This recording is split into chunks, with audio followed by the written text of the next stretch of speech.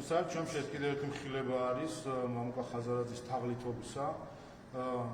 მე რამდენი მხილება უკვე სხვადასხვა იყო სანაკლიის საკითხი იქნებოდა ეს TBC ბანკიდან 17 მილიონი დოლარი ისე გააქრეს მან და ჯაფარიცემ რომ არც დაუბრუნებიათ უკან და TBC ბანკს მოუწია ჯარიმების გადახდა ასე შემდეგ და ასე შემდეგ. საერთოდ ჯამში ერთი რამე დასკვნა შეგვიძლია ზოგადად გამოვიტანოთ ეს ადამიანი ბიზნესმენებს ხოლოს მაშინ, როდესაც მას აქვს სასათბურე პირობები შექმნილი ხელისუფლების მხრიდან და ასე აქვს როგორც ჩანს აწყობილი მთლიანად ასე ვთქვათ მისი ბიზნესი და ასე იშოვა ფული სასათბურე პირობები ხელისუფლების მხრიდან როცა ქონდა როგორც კი ის რაღაც ხედავთ ელემენტარულ საკითხებზე საკუთარი ბიზნეს გაქირავების საკითხსაც კი ვერაწესრიგეთ ნორმალურად სამართლებრივად თუ ფინანსურად და ხედავთ რომ გადასახადებს მალავდა ამ საკითხშიც კი ასე რომ ამით უკვე დადასტურდა საერთაშორისო საშინაო ადამიანურ დიპლომატიურ რაღაც ნებისმიერ დონეზე მამუკა ხაზარაძის თაღლითობა დადასტურდა ასევე რომ ველო არის ასევე თაღლითობის მიზნით შექმნილი პარტია რომელის მიზანი იყო რომ ბიუჯეტიდან შემდეგ მიეთვისებინა თანხები რაიმენარად ხელისუფლების ბერკეტების ჩაგდებით ის თავის პრეტენზია $1.5 მილიარდზე რომელიც ქართულ ხალხს წაუყენა და ეს არის მოცემულობა თაღლითების პარტია შესაბამისად მისმა წევრებმა და მხარდამჭერებაც ეს უნდა იფიქრონ რომ დღეს არიან თაღლითობის მონაწილენი. რაც შეეხება ხელშეკრულებას გერმანიის ელჩსა და მამუკა ხაზარაძეს შორის. თქვი და გავიმეორებ კიდევ ერთხელ. იმ მომენტში, როდესაც ელჩი ფიშერი გერმანიის სახელით დებდა ხელშეკრულებას მამუკა ხაზარაძესთან 2022 წლის შემოდგომაზე, მამუკა ხაზარაძე იყო უკვე მსჯავრდებული თაღლითობაზე და მას ჰქონდა უკვე პარლამენტის მანდატი დახეული და დატოვებული. ანუ ეს იყო თაღლითი რადიკალი პოლიტიკოსი. ყველანაირი განსაზღვრებით ამ ადამიანთან ხელშეკრულების დადებისგან თავი უნდა შეეკავებინა ელჩს. ეს არის საერთაშორისო სტანდარტი მათ შორის. არსებობს ეგრეთ წოდებული ტერმინი პოლიტიკაში ჩართული პირებისა, რომლის მიმართაც არის განსაკუთრებული ყურადღება ხელშეკრულების დადების დროს. მე პირადად გერმანიის მთავრობის პროგრამაში მუშაობდი წლების განმავლობაში ჩვენ თავდაპირველად შეზღუდული ქონდა პოლიტიკურად აქტიურ პირებთან ხელშეკრულების დადება, შენ საერთოდ აკრძალული ქონდა ხელშეკრულების დადება, ვინაიდან ამ დროს არსებობს რისკები კორუფციული, ფულის გათეთრების, ქონების წარმომავლობის და ასე შემდეგ, რისი გადამოწმებაც არის საჭირო და მხოლოდ აი ამ ძალიან სკრუპულოზური გადამოწმების შემდეგ უნდა შედიოდნენ სახელშეკრულებო ურთიერთობაში. ჩვენ ვხედავთ ახლა რომ ან ეს განზრახ გააკეთა ელჩმა, იცოდა რა არასანდო ადამიანთან დებდა ხელშეკრულებას, ან იმდენად დაუდევარი არის რომ თავისი დაუდევრობით გერმანიის სახელმწიფო გახვია ამ გადასახადების დამალვის სკანდალში. ამ ხელშეკრულებით რომელიც არის. გარდა ამისა დღეს გაირკვა ასევე რომ ქონების დეკლარაციაში საჯარო მოხელეების თუ თანამდებობის პირთა ქონების დეკლარაცია რომელიც ხაზარაძემ ახლა იანვარში შეავსო მას არ აქვს მითითებული შემოსავალი ამ გაქირავებული ქონებისგან, არ აქვს მითითებული არც ხელშეკრულება, ანუ ესეც აჩვენებს კიდე ერთ ტყუილს, რომელიც მან ჩაიდინა. ასე რომ ახლა კითხვა გერმანიის ელჩის მიმართ არის. თავის დროზე ის დაუდევრად მოიქცა და რადიკალ თაღლით ოპოზიციურ პოლიტიკოსთან დადო ქირავნობის ხელშეკრულება. და ამითი გერმანიის სახელმწიფო გახვია აი ამ სკანდალში გადასახადების დამალვისა. კითხვა მარტივია, ასაპირებს ახლა, აპირებს რომ გააგრძელოს სახელშეკრულებო ურთიერთობა საერთაშორისო დაღერებულ თაღლითთან და ექსტრემის პოლიტიკოსთან, ამას აპირებს ახლა გერმანიის ელჩი და შემდეგ აი ამ გადაწყვეტილებით აპირებს რომ ქართულ ხალხს რაიმე მორალური პედესტალი უნდა გვესაუბროს, ამიტომ რა თქმა უნდა ამასაც შევხედავთ ჩვენ იმისთვის რომ ჩვენი დასკვნები გამოვიტანოთ კიდევ ერთხელ რასთან გვაქვს საქმე, როდესაც ყველა ან არათუ რაღაც კარგი ანაკლიის დაჯერება არ უნდა და 17 მილიონის გაქრობის დაჯერება არ უნდა და გერმანიის ელჩი აი თვითონ ხო დადო ხელშეკრულება, აი მის ხელშეკრულებაში ვიზეც ხო მოიტყუა ხაზარაძემ და გადასახადები დამალა, ხომ? აპირებს ახლა რომ აი ეს ხაზარაძის ეს თაღლითობა, რომელსაც ის მიყვებოდა ამ ქირავნობის ხელშეკრულებით, არ იხდიდა გადასახადებს, ხელშეკრულება დამალა დეკლარაციაში და შემოსავალი დამალა თანამდებობის პირთა დეკლარაციაში. 3 ადგილას მოიტყუა მამუკა ხაზარაძემ აი ამ გერმანიის ელჩთან დადებული ხელშეკრულებით. საკითხი მარტივია, აპირებს გერმანიის ელჩი, რომ ამ თაღლითთან ურთიერთობა გააგრძელოს.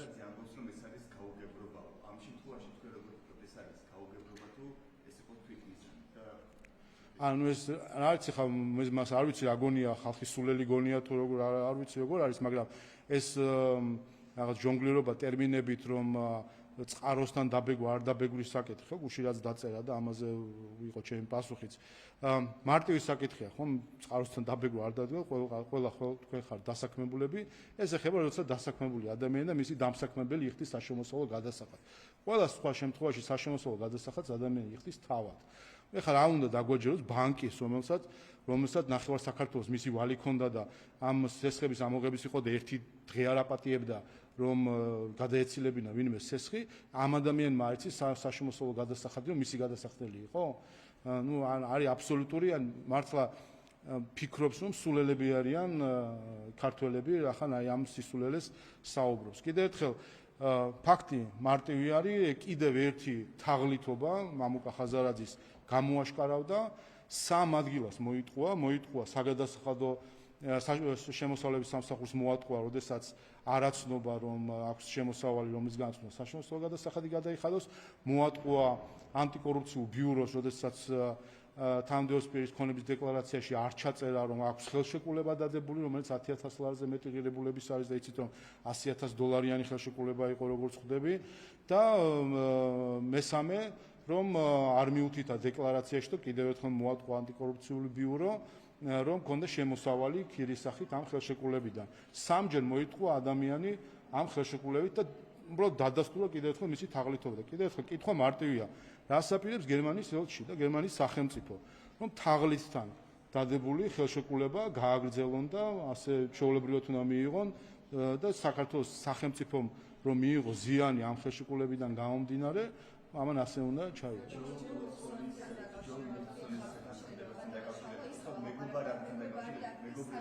საჭიროებაზე საუბრობს ამ ფაქტს, რომ ქართული ხალხი ამ ქართული ხალხი ამას იცავს, რას ნიშნავს რევოლუციის ეს განცხადება.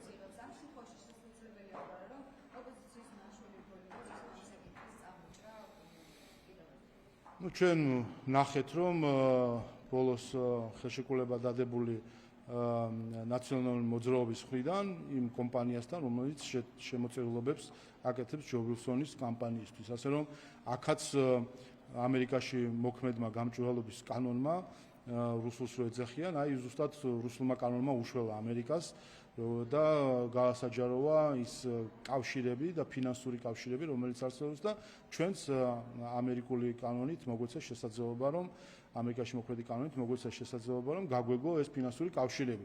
ასე ხედავთ, მათ შორის ისიც ნახეთ, რომ წვეტა იყო ცოტა ხანი და ეხლა ამოქმედდა ახალი ხელშეკრულება და არ ვიცი, იმდენად ხელის გულზედებს ეს ყველაფერი, მე მგონი ყველაფერი გასაგებია. ხომ ადამიანი გულისხმობ ბატონ ვილსონს, რომელიც სალომე ზურაბიშვილის სახელს ვერ წარმოთქვას ნორმალურად და საქართველოს სახელს ვერ წარმოთქვას ნორმალურად, ეხლა ჩვენზე გადამკვდარი რო არ არის და ჩვენ ბედი ღბალზე, მე მგონი ისიც გასაგებია და ამის უკან რო ინტერესები.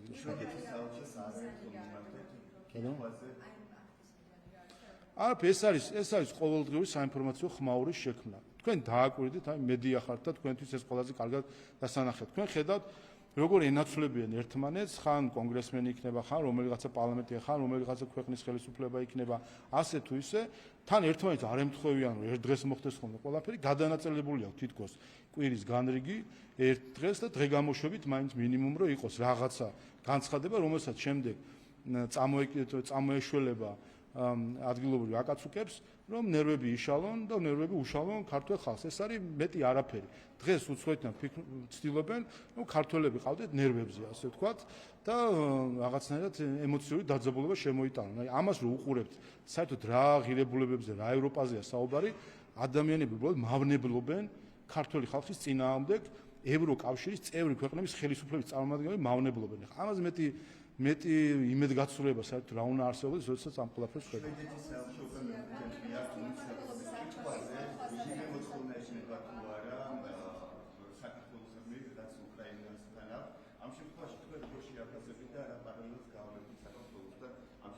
ჩვენ ხედავთ შვედეთის ელჩი და საელჩო არ ასრულებს ელჩის ფუნქციას. ელჩის ფუნქცია ზუსტად ეს არის, რომ განმარტოს და წარმოადგინოს საკუთარი ხელისუფლების პოზიცია. ჩვენ ნახეთ შვედეთის პრემიერ-მინისტრის პოზიცია, რომელმაც კაფიო თქვა, რომ უკრაინის პროგრესისთვის ევროკავშირში გაწევრიანების გზაზე მნიშვნელოვანია, რომ უკრაინამ დააკანონოს LGBT ქორწინება. თქვა პირდაპირ კაფიოდ და არა ორაზროვნად. ახლა კითხვა მარტივი არის შვედეთის ელჩის მიმართ, რომ განმარტოს მისი მთავრობის პოზიცია. ეს წამოწდა პრემიერ-მინისტრს თუ ეს არის შვედეთის მთავრობის ოფიციალური პოზიცია კანდიდატ ქვეყნების პროგრესისზე გადაწყვეტილების მიღების დროს და საქართველოსაც შესაბამისად ცდილდება თუ ეს პოზიცია. აი ამ სიტყვები უნდა განმარტოს შვედეთის ელჩმა, იმიტომ ეს არის ზუსტად ელჩის საქმიანობა, ნაცვლად ამისა შვედეთის საელჩო დაკავებული არის სხვადასხვა ძალადობაში ბრალდებული ადამიანების პროცესებზე ფოტოების გადაღებით, თავმოწონებით და ექსტრემისტი NGO-ების დაფინანსებით. აი ეს არის სინამდვილეში ძირის გამოთხა დიპლომატიური მისიებისთვის და წარმომადგენლობის იდეისთვის, ნაცვლად იმისა, რომ განგვიმარტოს რა არის შვედეთის პოზიცია, იმალება საელჩო, ემალება ქართველი ხალხის კითხვას და სამაგიეროდ ექსტრემისტების ხარდაჭერას არ ერიდება დღისით მზისით.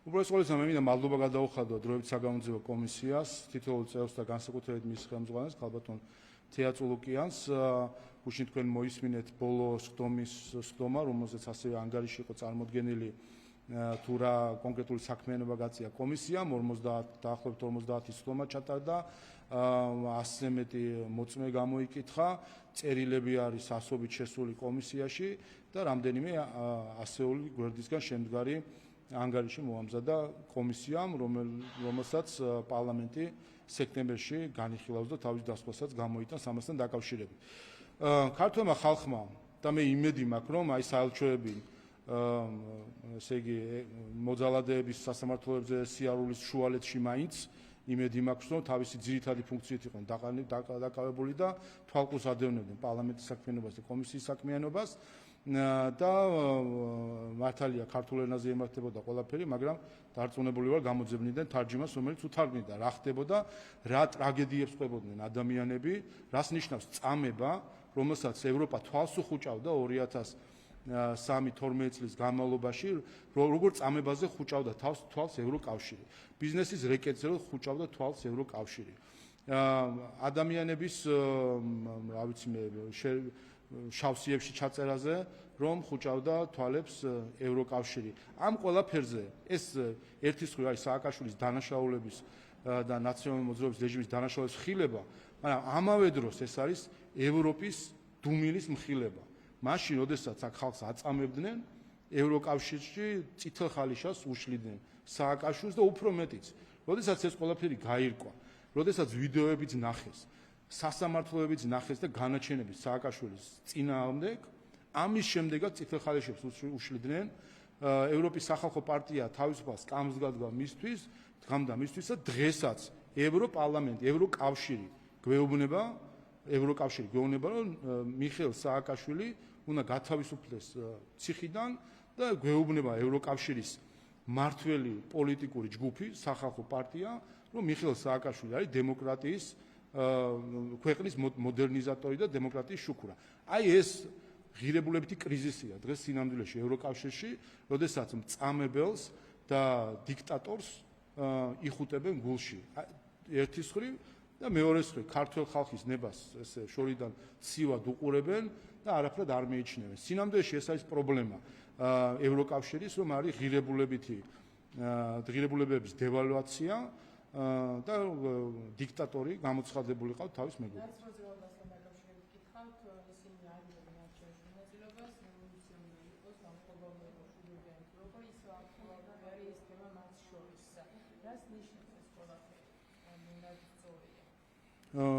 ფაქტია ერთი რამე, რომ ჩვენ ხედავთ, რომ გარედან მართული ძალები ცდილობდნენ ცდილობენ ყველანაირი ფლანგიდან, ასე ვთქვათ, რაიმენაირად ჩაიგდონ ხელში ძალაუფლება, შედეგი რა იქნება ჩვენ ვიცით. დამხობაზე რომ ლაპარაკობენ, ეს ერთი უბედურებაა. ეს არის ის მეთოდი, რომელთაც ხვდებიან, რომ სხვანაირად ისინი ვერ მოვლენ ხელისუფლებაში. დემოკრატიულ მანდატს ხალხისას წამებლები და თაღლითები ვერასდროს ვერ მიიღებენ. ამიტომ გასაგებია, რომ ახლა ასე ვთქვათ, ღიად აცხადებენ, რომ ძალადობის მეთოდზე გადადიან და აქაც თვალთ ყურადღება მიაქციოთ, რომ ეს ხალხი ევროპის სახალხო პარტიის წევრი არიან, რომლებიც ლაპარაკობენ ძალადობრივ გადატრიალებაზე საქართველოში, ეს ისე ევროკავშირის ღირებულებებზე, რომ დავფიქრდეთ, რას ნიშნავს. თუმცა რომ მოვლენ, რასაც გააკეთებენ, ხო ზეპირად ვიცი, ხო ვაკვირდებით მათ NGO-ებს და მათ აქტივისტებს, ხომ? მუქარები, მათ შორის გუშინ იყო პირდაპირ მკვლელობით მუქარა. ეს ხალხი, ამ ხალხს 1 გრამი ძალაუფლებას რომ მისცე, პირდაპირ კედელთან მიაყენებენ, ყველას ვინც მათ არ ეთანხმდება და როგორც ერთ-ერთმა ევროკავშირის მხრიდან დაფინანსებულმა ადამიანმა თქვა, შუბლში ტყვიას დაახლია. აი ეს თქვა ევროკავშირის ხელფასზე მყოფმა ადამიანმა და პაველ ჰერჩინკიმ არც კი იკადრა, რომ დაეგმო მისი გადახდილი ხელფასით ადამიანი რომ მუშაობს და ამბობს, რომ ტყვია უნდა დაახალოს დეპუტატებს შუბლში. აი ეს არის სამწუხარო რეალობა, რაც გვაქვს.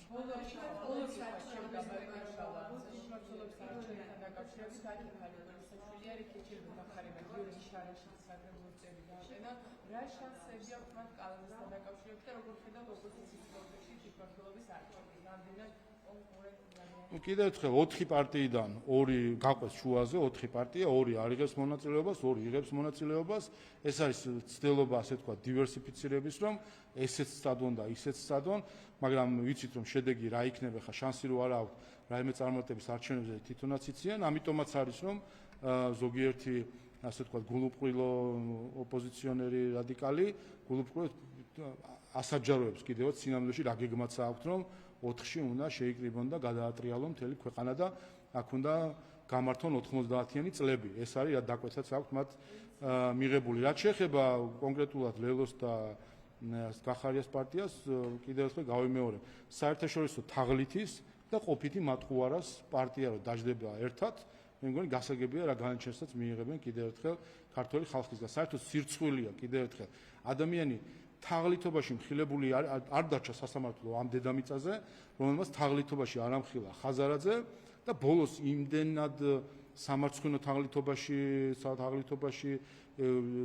არის მხილებული, რომ გერმანიის სახელმწიფოსაც კი ატყუებდა ხელშეკრულება დადო, გერმანიის ხელს ალბათ პატრიოტებმა ეგონა, რომ ხელფულს მოიხდიდა იქიდან გადასახადი მიდიოდა, არ ვიცი, საქართველოს ბიუჯეტში და ამასაც ჯიბეში იდებდა ხაზარაძე, გერმანიის ბიუჯეტიდან წამოსული ფული ნაცვლად იმისა, რომ წასული იყო გადასახადის სახით ქართველი ხალხის სასარგებლოდ, ჯიბეში იდებდა ხაზარაძე. ნუ აი ამ სამარცხვინო ხელშეკრულებას კიდე თუ გააგრძელებს და მიუყვება გერმანიის ელჩი, მაშინ ამით უკვე ნათელი გახდება, რომ სინამდვილეში მისი ყველანაირი კურთხევა აქვს ხაზარაძეს მის ყველანაირ თაღლითობაში.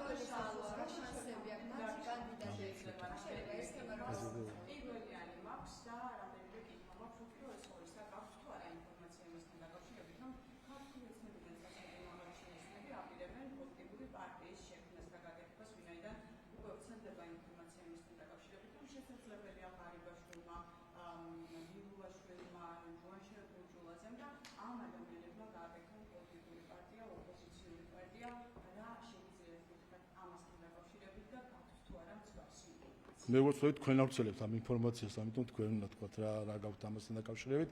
არა, რა თქმა უნდა, არანაირი ინფორმაცია და არანაირი მოლოდინი ამ ხრივ არ აქვს.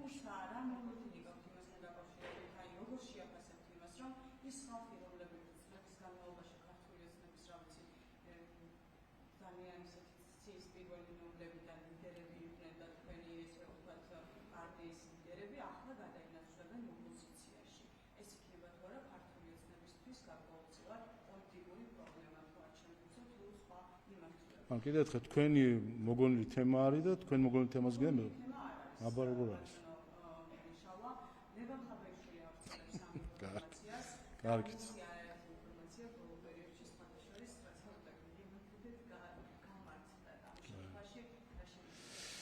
ვერაფერს ვერ გეტყვით კიდე ერთხელ მე იმაზე ვწუხარო თქვენ ტელევიზია თაღლითის მიერ არის დაფინანსებული და თქვენ თაღლითური გზით მიღებული შემოსავლიდან იღებთ შემოსავალს როგორც ჩანს და ამაზე არ წუხთ. არა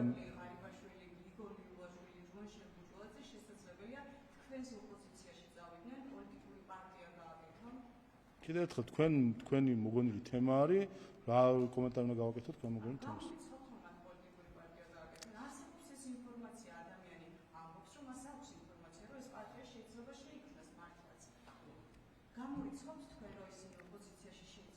ან თქვენს მიერ მოგონილ ინფორმაციაზე კომენტარს ვერ გავაკეთებ. თქვენ ხო შეგიძლიათ ნებისმიერ რამე თქვა და ხაბიაშვილი ოდის აქეთ გახდა ავტორიტეტი. ხაბიაშვილი ოდის აქეთ გახდა.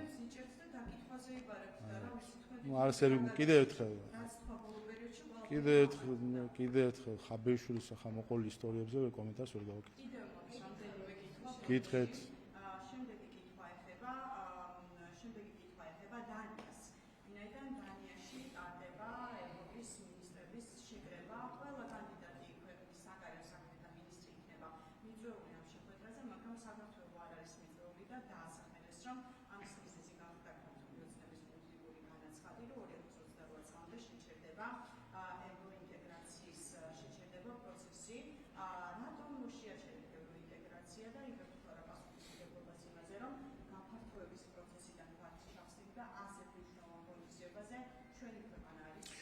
რა თქმა უნდა, როდესაც დანიის მთავრობა ავრცელებს დეზინფორმაციას, ეს ძალიან შემაშფოთებელი არის.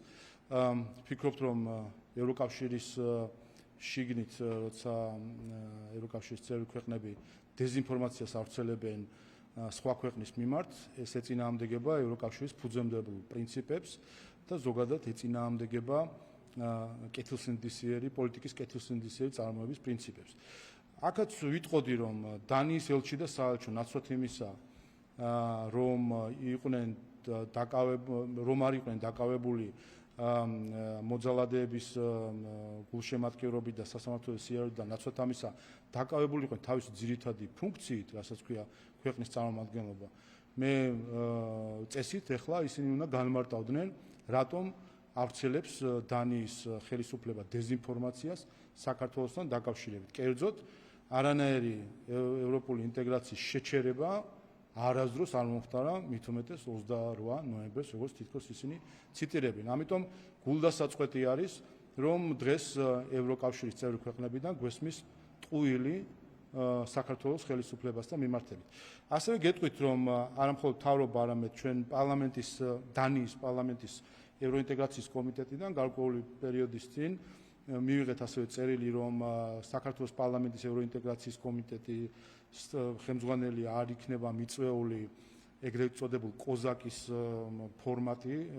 ფორმატზე დანიაში, რაც გულისხმობს ევროკავშირის წევრი ქვეყნების ევროპულ საკითხთა კომიტეტების და კანდიდატი ქვეყნების პარლამენტების ევროსაკითხთა კომიტეტების ერთობლივ სესიას.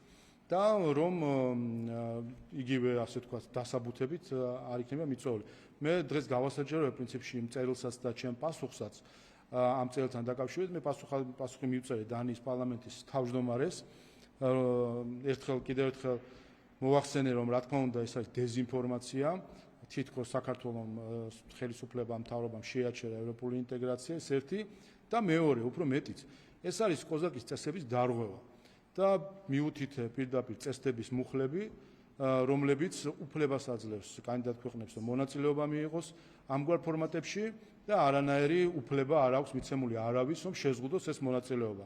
ანუ შესაბამისად ჩვენ ახლა ვხედავთ, რომ დანიის ხელისუფლება არღვევს პროცედურებს და ნორმებს, რომლებიც შეთანხმებული არის, რაც კიდევ ერთხელ არის წესებზე დამყარებული საერთაშორისო წესრიგის დარღვევა, რომელსაც თითქოს სიტყვით ევროკავშირს რომ ვკითხო, ისინი ებრძვიან და წუხან ამაზე, რომ წესებზე დაფუძნებული საერთაშორისო წესრიგი ირღვევა და არ მომდოს თავად არიან დამღვევები საერთაშორისო სამართლის. ამიტომ ერთი დასკვნა შეგვიძლია ამ პერიპეტიიდან გამოვიტანოთ, დანიის ხელისუფლება არღვევს წესებს, რომლებიც შეთანხმებული არის, მათ შორის პარლამენტთან მიმართებით, ვინაიდან არანაირი უფლება დანიის პარლამენტს, რომ გაიწვიოს, ასე ვთქვათ, თუ არ მიიწვიოს პარლამენტის შესაბამისი კომიტეტი არ აქვს.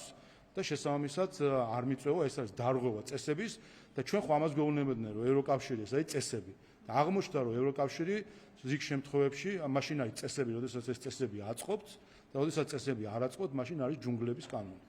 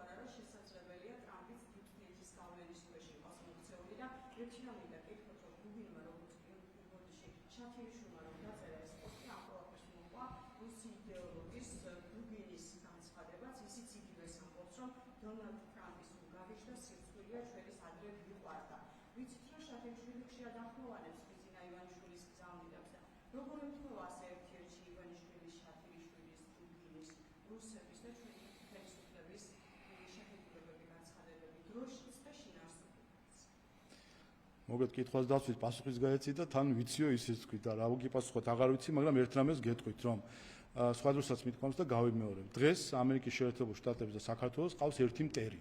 ეს არის deep state.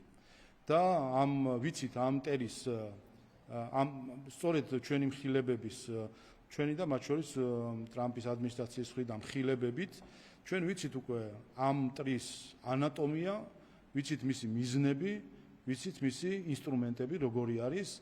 ამიტომ ახლა ყველაფერი დამოკიდებულია იმაზე, თუ რამდენად ეფექტიანად შეძლებს უპირველეს ყოვლისა ამერიკის შეერთებულ შტატების ადმინისტრაცია deep state-ის დამარცხებას. იმიტომ რომ რა თქმა უნდა ჩვენ ასე ვთქვათ ეს ძალები არ გვაქვს, რომელიც ამერიკის შეერთებულ შტატების ადმინისტრაციას აქვს. ამერიკის შეერთებულ შტატების ადმინისტრაციამ უკვე ბევრი რამე გააკეთა ამისთვის. პირველი, ამხილა deep state-ის ინსტრუმენტები, USAID, NED-ი და უცხოური დაფინანსება, რომლითაც ხდებოდა სხვა ქვეყნებში რევოლუციების და დესტაბილიზაციის დაფინანსება. შეგახსენებთ, დონალდ ტრამპის პირველივე აღმასრულებელი ბრძანება 2025 წლის 20 იანვარს ინაუგურაციის დღესვე ხელმოწერილი ეხებოდა საერთაშორისო უცხოური დახმარების შეზღუდვას და პირველივე წინადადებაში მას უწერია, რომ ამერიკული ფული გამოიყენებოდა სხვა ქვეყნების დესტაბილიზაციისთვის. ეს არის პირველი მხილება, რომელიც დღეს ჩვენ ვიცით, რომ უცხოური ფული შემოდიოდა აქ არევისთვის ქვეყნის და ეს ასევე ჩვენ მიგვანიშნებს ირიბად, რომ სხვა ქვეყნების ფულიც, ამ შემთხვევაში ევროკავშირის ფულიც აქ იხარჯება ქვეყნის დესტაბილიზაციისთვის და ამიტომ არის რომ ასე არ უნდა გამჭვირვალობა. ანუ ვიცით ჩვენ ინსტრუმენტები, ვიცით ჩვენ მიზანი deep state-ისა, ეს არის არაფორმალური მმართველობა და დაქვემდებარება ქვეყნებისა საკუთარ, ასე ვთქვათ, დღის წესრიგს, რომელიც ეროვნული ინტერესი, ამა თუ იმ ქვეყნის ეროვნული ინტერესებს ეწინააღმდეგება.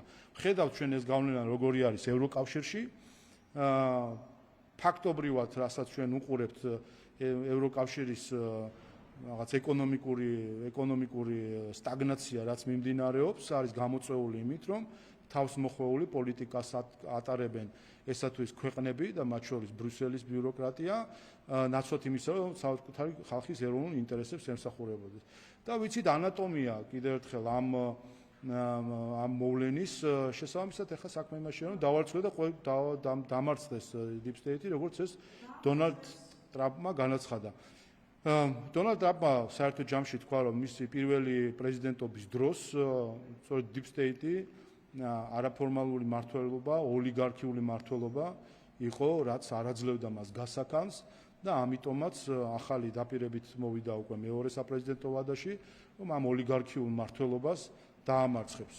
ის რომ ხედავთ, რომ ასე ვთქვათ, ის გავლენის სასაცები, რომელიც ოლიგარქიულ მმართველობას აქვს, საკმაოდ ძლავრია, ამას მე მგონი ყველა ხედავს, ჩვენ ყველანაირად გულშემატკივრობთ და იმედი გვაქვს, რომ დამარცხება შეძლებს. ჩვენ ასეთი ძალა, რა თქმა უნდა, ჩვენი ზომის ქვეყანას არ აქვს, ჩვენ ერთადერთი რაც შეგვიძლია გავაკეთოთ, დავიცვათ ჩვენი ქვეყანა აი ამ ოლიგარქიული ძალებისგან, რომლებსაც უნდათ საკუთარი ინტერესები მოახდინონ თავს.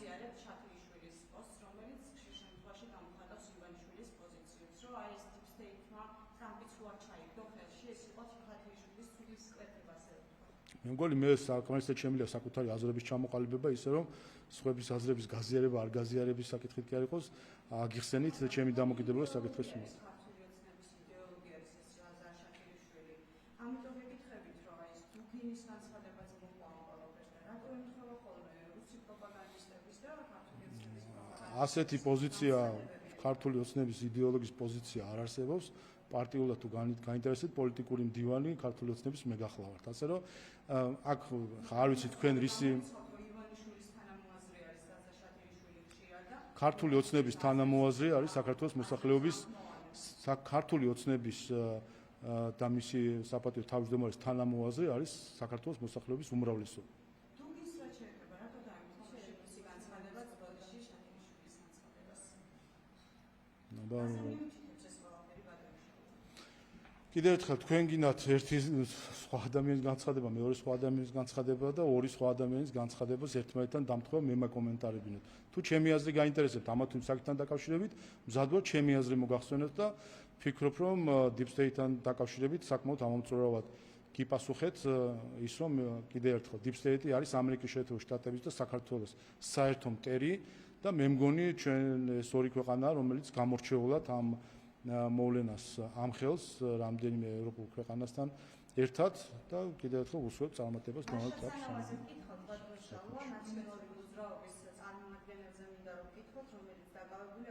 სასამართლო პროცესზე მან განაცხადა, რომ სუსის ორი მაღალჩინოსანი მის გადაბირებას ცდილობდა და ამბობდნენ, რომ ხუთაბეშვილის წინააღმდეგ კომპრომატებს მისცემდა ამის სანაცვლოდ თითქმის მიიღებდა ლაშა ცანავა და გარდა ამისა თავისუფლებასაც პირდებოდნენ. 4 დღე გავიდა სასამართლო პროცესი გაკეთებული ამ განცხადებიდან, მაგრამ გამოძიება არაფრით არ დაინტერესებულა. რა შეგიძლია გითხრათ სუსის წარმომადგენლები, რომ ესე პატიმრობაში მყოფ ადამიანს ანუ ცანავა რასაობს დანაშაული ჩავიდინე თუ არ ჩავიდინე? არა, დანაშაული ჩაიდინე თუ არ ჩაიდინე. თავარი საკითხი ეს არის, დანაშაული ჩაიდინე თუ არა? არა, თვითონ რას ამბობს? ახლა თვითონ ხო ყველაზე კარგად იცის ახლა დანაშაული ჩაიდინა თუ არ ჩაიდინა, ხო? მარტივი საკითხი არის, უცხოელებს ძალავდა ფულს, რომ რაღაცა მისთვის, არ ვიცი, რაღაც დოკუმენტები გაეკეთებინა, მათ შორის აი ძალიან რომ გულიშეთკივად უვიზო მიმოსვლასთან დაკავშირებით, ზუსტად აი ესეთი სქემები არის რეალურად, რაც ეწინააღმდეგება საქართველოს მოქალაქეების უვიზო მიმოსვლას ევროკავშირთან, როდესაც ზოგიერთი ცდილობს აი ესეთი ასე ვთქვათ სქემებით რაღაც ბინადრობის თუ არ ვიცი რა თემა იყო ზუსტად, მაგრამ საქართველოში ყოფნის რაღაც ნებართვების მიცემა, რომელიც შემდეგ შეიძლება იყოს. აი ხო და რა ჩაუდენია და რა არ ჩაუდენია ამაზე ისაუბრა სასამართლოს. რაც შეეხება დანარჩენს, მე მგონი ბოლო პერიოდში ასე ზღაპრებს შეჩვეული ვართ, რაც შეიძლება ესეც სხვათა შორის გებელსური პროპაგანდის ინსტრუმენტია, რომ რაც შეიძლება ესეთი ტყუილი უნდა იყოს, მამალი ტყუილი, რომ მე ბევრს დააჯერო და ხან ახლა ამას ყვებიან ბაჩიაშვილის პროცესს ვადევნეთ, იქაც გვესმის რაც არის სხვათა შორის ამაღლობელის პროცესთან დაკავშირებით, ეხლა ისე გამოვყავთ მედიას და აქვია ნაციონალურ მოძრაობის აქტივისტებს, როგორც ესე ვთქვათ, მოცემული ფაქტი, თითქოს მზია ამაღლობეს პატიმრობაში ვიღაცამ შეურაცხყოფა მიაყენა, ფიზიკური შეურაცხყოფა მიაყენა და ასე შემდეგ. ეხლა უსმენდი იტალიის პარლამენტში გამოდიოდა იტალიელი დეპუტატი მიკროფონთან და ოპოზიციის მოყოლი ტყუილებს ყვებოდა ჩვეულებრივად, რომ თითქოს მზია ამაღლობეს მიაყენეს ფიზიკური შეურაცხყოფა ერთი წამი მიაყენეს ფიზიკური შეურაცხყოფა და ამის გამო თავს დაესხა პოლიციას. სიტყვით ეს თქვა იტალიელმა დეპუტატმა, რომ არა, მოდი ჯერ თანმიმდევრობას მივყვეთ, რომ მიაყენეს შეურაცხყოფა ადამიანს ძალიან დიდი შეურაცხყოფაა. მოყურეთ, რომ მიაყენეს ფიზიკური შეურაცხყოფა, დაარტყეს, მიაფურთხეს და ამის პასუხად მას პასუხი იყო თავდასხმა პოლიციელზე, რაც არის ჩვეულებრივი მამალი ტყუილი, რომელსაც იტალიელი დეპუტატი ამბობს და პირდაპირ ეთერში გადმოსცემდა, თუ არ ვცდებით, ან ყოველ შემთხვევაში თქვენს სოციმედიაში ნახე ეს კადრები, რომ პარლამენტში ჩამოვიდა, რომ ტყუილი ჩვეულებრივი ეს ერთი და მეორე. ადამიანი ამბობს, რომ მას შემდეგ რაც დააპატიმრეს, მის მიმართ იყო შეურაცხყოფა, ერთი მოწმე არ ყავს, ერთი მტკიცებულება არ აქვს, ერთი არაფერი არ აქვს. მაგრამ მასე იცით რა? ხო, აბა მაშინ აქედან გამომდინარე ნებისმიერ ტყუილი შეიძლება ადამიანმა მოიგონოს, ხო? ნებისმიერ ტყუილი შეუძლია მოიგონოს.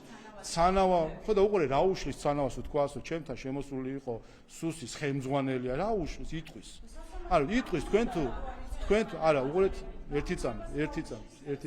ანუ ახლა თუ გამოძიება დასაწყებია დაიწყებენ, პრობლემა არ არის. მე ეს ჩემი პრეროგატივა არ არის, მაგრამ უყურეთ რა უშლის ცანავასო თქვას, რომ არ ვიცი მე პარლამენტის თავმჯდომარე იყო მოსული და რა უშლის, იტყვის ტყუილს, შემდეგ რა უშლის ბაჩიაშვილს, რომ თქვას რაღაც ტყუილები, რა უშლის მზია ამაღლობელსო თქვას, რომ მე არ გამიშვეს იქით და შეურაცხყოფა მომაყენეს, დამარტეს და ასე, ხო და უყურეთ ესეთი წარმოდგენა გაქვთ თქვენ დავწეთ გამოძიება თუ დასაწყებია დაიწყებენ პრობლემა. მე ხო ვერ დავიწყებ გამოძიებას.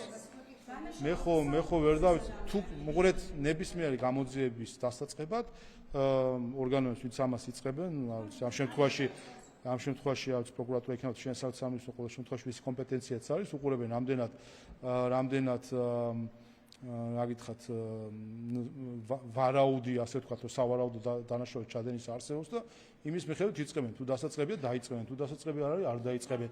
ჩვენ ვართ სამართლებრივი სახელმწიფო, რომელიც არაერთხელ დადასტურდა და ყველას კიდევ ერთხელ მინდა ხაზი გაუსვა, რა ყველა ცილის წამებელ ელჩს, უცხოელ პოლიტიკოსს და ქართველ პოლიტიკოსს, ვინც ცილს წამებს წლების განმავლობაში ქართულ მართლმსაჯულებას, ხო? და მათ შორის ეხლა აი ამ პროცესებზე რომელშიც მაგალითად ესტონეთის ელჩი ზის პროცესზე წინ უზის მოსამართლეს, რომელიც მისმა ქვეყანამ არასასრული პირად გამოაცხადა. აი ჩვეულებრივ ასე ვთქვათ, მუქარის გარემოს უქმნის სასამართლოში, აი ესეთი ქცევით, შემდეგ ეს ყველაფერი მიდის ხოლმე სტრასბურგის სასამართლოში და აღმოჩნდება ხოლმე რატომღაც ქართული მართლმსაჯულება მართალი ისინი მტყვანი და ერთი ბოდიში არ მოგვისმენია ევროკავშირის ელჩს, რომელ ბოდიში მოიხადა ევროკავშირის ელჩმა მიხეილ სააკაშვილზე ცრუ დემარშის გამო, ხომ არ მოუხდია ბოდიში. ხო და ასე ხა დააბრალებენ რასაც უნდა, ვისაც უნდა საბოლოო ჯამში, მე თვითონვე იჯერებენ ამ ყველაფერს, გაფორმებული აქვს ეხლა უკვე თითქოს მზია ამაღლობებს ვიღაცამ პატიმრობაში შეურაცხყოფა მიაყენა, არანაირი მტკიცებულება არ აქვს, არაფერი არ აქვს საერთოდ. აი ესე მოიგონებენ რაღაც ამბავს, დაიჯერებენ, მე ამაზე შექმნიან ლექსებს და პოემებს და შემდეგ ამაზე მიდის ლოყების ხოყვა და შეუძლებელია ხა ასეთი არეული, ასე თქვათ, ღირებულებების მქონე ჯგუფები საქართველოში დიდი ხანი არ ყოფილა, როდესაც როგორ გითხრათ, თვითონ უკრავენ, თვითონ ცეკვავენ და ბილეთსაც თვითონ ყიდიან, გამონათქვამი ასეთი, თვითონ იგონებენ ტყუილს, თვითონ შემდეგ ამაზე ანერვებულდებიან ხოლმე, ასე ემოციურ მასში ვარდებიან, არ ვიცი მე, შოკში და დეპრესიაში ვარდებიან ამის გამო და იწყებენ მთელ რაღაცა პროპაგანდას, რაღაც საკითხებს და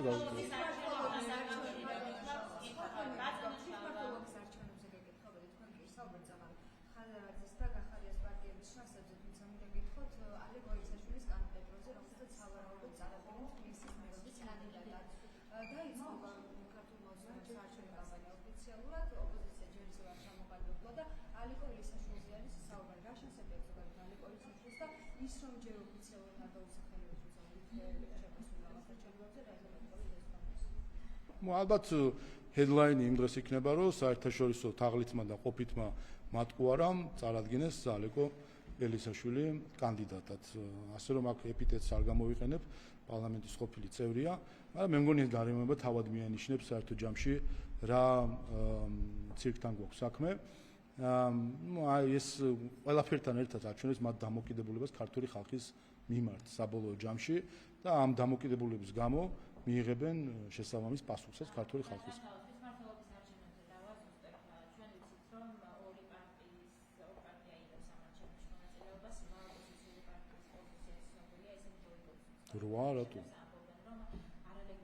რვა რატო იბარტყეს თუ 4 იყო ბოლო არჩევნებზე და ეხლა იბარტყეს.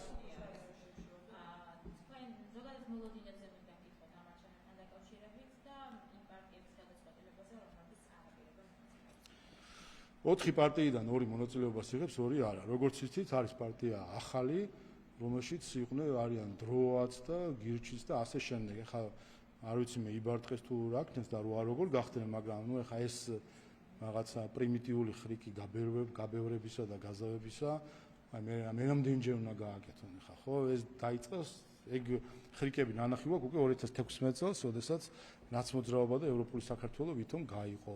მე ნაცმოძრაობა და გირჩი ვითომ გაიყო, მე ქვია ვაშაძე გამოიყო, ასე მე ყველა ისე ვერცხლის წყალივით ერთად იკრიბება ხოლმე. ეს არის ერთიანი ნაციონალური მოძრაობა. 4, 8 თუ 17 ყველა არის ერთიანი ნაციონალური მოძრაობა. ერთიანი ნაციონალური მოძრაობა, ისიც არის ერთიანი ნაციონალური მოძრაობა, ეს არ არის მხოლოდ პარტიული სტრუქტურა, ეს არის იდეოლოგია, რომელიც გულისხმობს, რომ შენ ხარ უცხო ქვეყნის ინტერესების მომსახურე. ემსახურები უცხო ქვეყნების ინტერესს. აი ეს არის რასაც აკეთებდა ნაციონალური მოძრაობა, როგორც სახელმწიფო პარტია 2012 წლამდე, ემსახურებოდა უცხო ქვეყნის ინტერესებს და ეს არის რასაც აკეთებს ის ხან ასეთი კომბინაციით, ხან ისეთი კომბინაციით, ხან 4, ხან 2, ხან 17, ხა ფანტაზია კი აქვს ასე თქვა გაშლილი და გეტყვით და შესაბამისად აქაც ემსახურებიან უცხო ქვეყნების ინტერესებს. რაც არის სირცხვილი სინამდვილეში აი ამის ჩვენი დამოუკიდებლობის 3 ათეული წლის თავზე გვიწევს საუბარი იმაზე, რომ ჩვენ პოლიტიკურ ლანდშაფტში გვყავს პარტიები და NGO-ები, რომლებიც ღიად ემსახურებიან უცხო ქვეყნებს. ხა გინდა აგენტი დაუძახეთ, გინდა შპიონი და გინდა სასარგებლო იდიოტი. რა ვიცი, ნებისმიერ ტერმინი რაც გინდა გამოიყენეთ, მაგრამ ფაქტია, რომ ისინი ემსახურებიან უცხო ქვეყნების ინტერესების მომსახურებით არიან დაკავებული. რაც შეეხება შანსებს, მე ვთქვი და გავიმეორებ, როდესაც საერთაშორისო თაღლითის პარტია და ყოფითი მატყუარას პარტია ერთიანდებიან, ანუ თაღლითო მატყუარა და ამატო, მე მგონი ამისგან კაი არაფერი არ გამოდის და შესაბამის პასუხსაც მიიღებენ ქართული ხალხისგან, ვინაიდან ხალხი, რომელიც კიდევ ერთხელ რომლის მთავარი მათი მთავარი პირობა ზოგადად ხალხის მიმართ არის, რომ თუ კი ხელისუფლებას ჩაიგდებენ ხელში, ისინი მოემსახურებიან უცხო ქვეყნის ინტერესებს.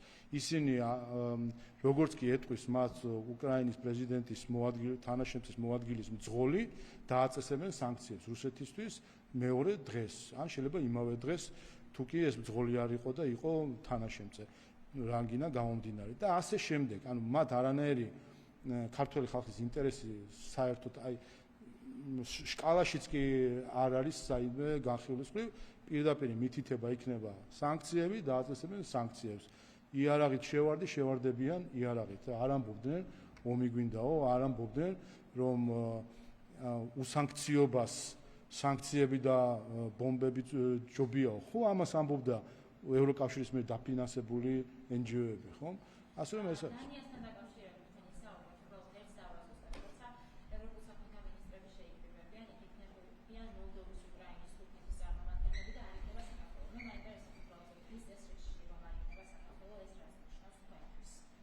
ეს ნიშნავს ღირებულებით კრიზისს ევროკავშირში, ამ შემთხვევაში დანიის ხელისუფლებაში, რომელიც ერთის მხრივ ავრცელებს დეზინფორმაციას საქართველოს შესახებ და საქართველოს მთავრობის შესახებ, თითქოს საქართველოს მთავრობამ შეაჩერა ევროპული ინტეგრაციის გზა, რაც არის კიდევ ერთხელ რა გითხრათ ახლა, ასე ვთქვათ, ჩვეულებრივი, ღია, უხეში დეზინფორმაცია. რაც სიამოვნებაში სხვა საპარლამენტო, ასევე უყურეთ დანია, ვინაიდან ახლა გახლავთ თავმჯდომარე ქვეყანა, სხვადასხვა ფორმატია სამთავრობო, საპარლამენტო, მათ შორის საპარლამენტო ფორმატში არის ეგრეთ წოდებული კოზაკის ფორმატი ქვია, რომელიც არის ევროკავშირის წევრი ქვეყნების პარლამენტების ევროპული საკითხთა კომიტეტების და კანდიდატი ქვეყნების ევროპულ საკითხთა კომიტეტების ერთობლივი პლატფორმა, სადაც ჩვენს მონაწილეობთ ხოლმე სხვადასხვა ქვეყანაში და ამ ჯერზე დანიის პარლამენტის კომიტეტიდან მივიღეთ წერილი, რომ არ არის განზრახული მოწვევა შემდეგი შეხვედრა როცა იქნება საქართველოს პარლამენტის შესაბამის კომიტეტისა და ამაზე მე პასუხი მივწერე დანიის პარლამენტის თავმჯდომარეს, რომ ეს არის პირდაპირ დაღუპვა წესების. რაც თავარია თავად წერილში კომიტეტიდან წამოსულ წერილში დანისა თავ წერილში წერია, რომ მიუხედავად იმისა, რომ თქვენ გაქვთ უფლება მონაწილეობა მიიღოთ, ჩვენო მაინც არ გიწევთო. ანუ მიუხედავად იმისა, რომ უფლება გაქვთ, ამ უფლებას ჩვენ გართმევთო და ეხლა უყურეთ, ეხლა შევხედოთ, ევროპას ხო გვეუბნებიან, რომ ევროკავშირი ეს არის სამართლის უზენაესობა, ეს არის წესების მიყოლა, ხო? პირდაპირ დანიის პარლამენტის კომიტეტი ამბობს, რომ წესი ეს არის და წესების მიხედვით ასე უნდა იყოს, მაგრამ მე ვარ ვღებ წესებს. და რატო აძლევს თავის თავს ამის უფლებას დაარღვევს? იმიტომ რომ ხდება რომ ძლიერია ვიდრე პატარა საქართველო. აი ეს არის ძალით მოქმედება, ძალის დემონსტრირება, რაც არის არა კანონის უზენაესობა, არამედ ჯუნგლების კანონი. და ამიტომ აი ასეთი მაგალითები, რასაც ჩვენ ახლა ვხედავთ და აი ეს კონკრეტული მაგალითი დანიის პარლამენტის ქცევისა გვაჩვენებს ჩვენ რომ სამართლის უზენაესობას სჭირდებათ მაშინ, როდესაც მათთვის არის სასარგებლო როგორც ჩანს ზოგიერთებისთვის და როდესაც მათთვის სასარგებლო არ არის სამართლის უზენაესობა, მაშინ ჯუნგლების კანონზე გადადიან და ვინაიდან ჩვენზე ძლიერია ხა ევროკავშირი რა ვქნათ, ჩვენზე ძლიერები რო არიან, პატარას ჩაგრავენ. ასე რომ ეს არის სამწუხარო დასკვნა, რაც ქართულ ხალხს გამოაქვს ამ ყველაფრიდან და ამიტომ არის რომ თავად ევროკავშირის მიერ ჩატარებული კვლევით ევროკავშირის მიმართ ნდობა ნახევარზე ქვემოთ 50%-ზე ქვემოთ არის ჩამოსული. ზუსტად ამის გამო, იმიტომ ხედავთ რომ დანიის მთავრობას კი ჯუნგლების კანონით ექცევა საქართველოს და არა სამართლის უზენაესობა. დიახ, მე იმ წეოს, რომელიც ჩვენ მივიღეთ, გავასაჯერებ და ჩემ პასუხსაც. აქტივისტი მამუკაჭურელი სოციალურ ქსელში აკეთებს სიას, მათ შორის თქვენთან და ეს რაღაცას წერს, რომ სია უნდა მოყოს, მინდა რომ ქვეყანას ეშვებოს. აი რას ნიშნავს თქვენთვის ეს? რა თქმა უნდა, ეს კატასტროფა არის, მაგრამ ნუ ვიცი რა, რომ ევროკავშირის ზოგიერთი ელჩების ასე ვთქვათ, გითხათ, დაუდევარი დამოკიდებულების საკითხის მიმართ ალბათ შეეცდებიან ესეც გააბიაბურონ. ხო, წარმოიდგინეთ ახლა საქართველოში რომელიმე ბელგიელი კვლელობით დაემუქროს ბელგიის პარლამენტის თავმჯდომარეს. ხო, წარმოგიდგენიათ რა მოხდებოდა აქ, არ ვიცი ახლა, რაკეტებს ალბათ არ გამოუშვებდნენ, მაგრამ ყოველ შემთხვევაში დიპლომატიური რაკეტები ნამდვილად მოხვდებოდა ჩვენ აი ამის გამო. თქვენ გონიათ რა ამაზე ვინმე ხმას ამოიღებს? ევროკავშირის ელჩი ანერვიულდება ამაზე, ან ბელგიის ელჩი ამ ხრივ ანერვიულდება, ან საერთოდ ვინმეს რაიმენაირად ძარღვი შეუტოქდება ამაზე, როდესაც ბელგიის ტერიტორიიდან ისმის ღია მუქარა, მკვლელობით მუქარა ბელგიის ტერიტორიიდან. საქართველოს ტერორიზმის და თავისუფალი ქვეყნის სამაგალითო შემთხვევა არის, იცით? ბელგიაში ჩვენ არაერთი ტერორისტული აქტი გვინახავს მათ შორის გახსოვთ ცოტა ხნის წინ იყო რამდენიმე ხნის წინ იყო ეს სადგურში და ასე შემდეგ. აი მოსიარულე ტერორისტი არის ბელგიაში. სად იყურება ბელგიის მთავრობა აი ამ ყველაფრის შემდეგ, როცა ხედავენ რომ მათ ქუჩებში დადის მოსიარულე ტერორისტი არის, რომელიც საქართველოს ხელისუფლების და არა მხოლოდ ხელისუფლების მათ შორის საეკლესიო პირების მკვლელობით იმუქრება. არ ვიცი ეს თუ არის ახლა ევროპული ღირებულება და მე მგონი ძალიან სხვაგან ყოფილა ზოგიერთი თავის წარმოდგენაში. უბრალოდ მე აქვე დავამატე რომ მე იმედი მაქვს რომ ეს რა თქმა უნდა სერიოზული მუქარაა და მას სერიოზული მიდგომა ჭირდება და მე იმედი მაქვს რომ ჩვენი სამართალდამცავი ორგანოები ამას სერიოზულად მიხედავენ. უკვე შეუძლებელი არის ის რასაც ევროკავშირი საქართველოში ახალისებს და ეს ახლა მე როგორც ვხვდები ეს ადამიანი საზღვარგარეთ არის და იქიდან ბელგიიდან იმუქრება, მაგრამ ქვეყნის შიგნით ყავს NGO-ები, იგივე ამბობენ. კიდევ ერთხელ ევროკავშირის საელჩოს მიერ დაფინანსებული NGO-ები. აი ცოტა ხნის წინ ბაია პატარაია, საფარის წარმომადგენელი ფაშისტურ განცხადებებს, ქსენოფობიურ განცხადებებს აკეთებდა სხვა ეროვნებით ამოიღო ჯგუფი და ქსენოფობიურ ფაშისტურ განცხადებებს აკეთებს. ევროკავშირის ელჩმა პაվել ჰერჩინსკიმ წარბიც კი არ შეიტოვა ამასთან დაკავშირებით, რომ მის ევროპული ფული მიდის ფაშიზმში. ამაზე მეტი აი რა უნდა მოხდეს, რომ საერთოდ შემდეგ იმედი ქონდეს რაიმე რეაქციის. ჩვეულებრივი ფაშისტური განცხადებები, ბაია პატარაიასი, არათუ დაფინანსება შეუწყვეტა, ანუ ესეთი ოცნებები უკვე მოიცილეთ ჩვენ, რომ ეხლა ვიღაცას მორალი შეაწუხებს ბრიუსელში და დაფინანსება შეუწყვეტს ექსტრემისტულ, მოძალადე თუ ფაშისტურ ჯგუფებს, ხო? მაგრამ რაღაცა მაინც თქვას, რომ არ არის ცუდია თქვას, ხო? არ დაგმოს, არ თქვას, რომ ეს ფაშიზმი, არ თქვას, რომ თქვას, რომ ცუდია, ეს სიტყვა ცუდი გამოიყენოს, ან მიუღებელი. არა, რატომ? იმიტომ რომ ვიღაცა იტყვის, რომ ქვავესწავლოთო, ვიღაცა და ამას გაატარებენ, ნორმალიზება მოხდება, შემდეგ ვიღაცა ეტყვის ერთი, მეორე და ბოლოს ვიღაცა პირდაპირ სიას დაძებს მოსაკლავი ხალხის. იმიტომ დღეს საქართველოში ძალადობა ნორმალიზებულია ევროკავშირის მხრიდან. აი ეს არის ფაქტი.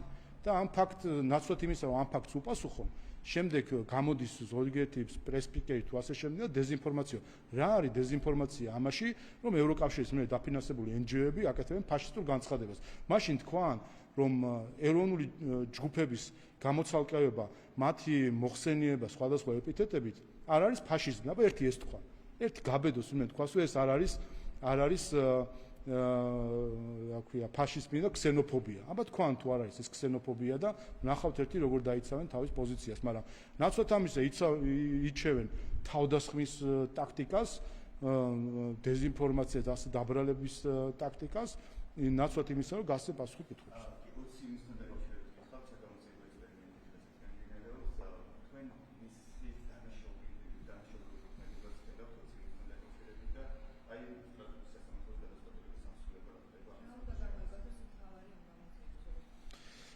კიდევ ერთხელ ხას გავუსვა მაინც რომ 20 სტრასბურგის სასამართლოს გადაწყვეტილებებით არის ორი რამ გამოვლენა. პირველი დადასტურდა რომ 2 ივნისს იყო ძალადობრივი შტურმი საქართველოს პარლამენტზე, რომ ნიკა მელია ზუსტად აი ამ შტურმში ჩართული ადამიანი იყო, ის ნიკა მელია, რომელიც ევროკავშირმა გირაოთი დაიხსნა. მე ამ დანაშაულის გამოიჯდა ის პატიმრობაში იყო ამ დანაშაულის გამო და ევროკავშირმა გამოიხსნა ის პატიმრობიდან და შემდეგ უარესი ექსტრემისტი გახდა ნიკა მელია. ასე დადასტურდა, რომ ევროკავშირი ფარველობდა მათ, ვინც 2019-ის 20 ივნისს ძალადობრივ შტურმში იყო ჩართული პარლამენტის წინააღმდეგ. ეს დადასტურდა და ეხლა ამით უნდა იცხოვროს ბრიუსელმა რამენაირად, რომ პარლამენტზე შტურმის გამხორციელებელი ხალხის ფარველები არიან.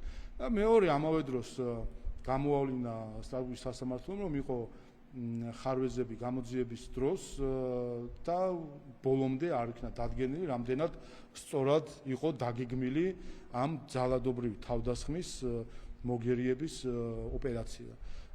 ასე რომ ამ საკითხს ახლა იგულოს პროკურატურა და გაეცემა პასუხი, თავისთავად მაშინ შედეგები ჯანმრთელობის მხრივ დადგა სხვადასხვა ადამიანის მიმართ და ამ მხრივაც მნიშვნელოვანი არის, რომ გარკვეული იქნას რა ხარვეზები იყო, რა დანაშაულები იყო, რა იყო გაუფრთხილება, რა იყო განზრახვა ღონისძიების იმგვარი დაგეგმისა, რომელმაც ასეთი ზიანი გამოიწვია.